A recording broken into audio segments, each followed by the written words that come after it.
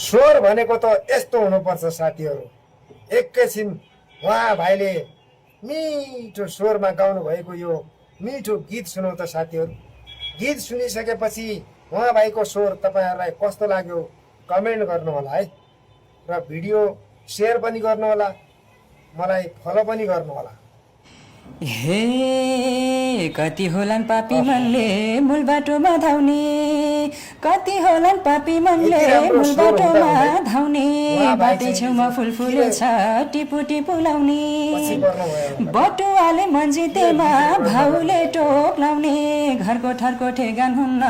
खै कसलाई बोलाउने, बैसौँ उमेर उर्ली आउँदा हुन्छ के खाऊ के लाऊ, एकै रातको माया लाउन सबले हेरलान्दाऊ,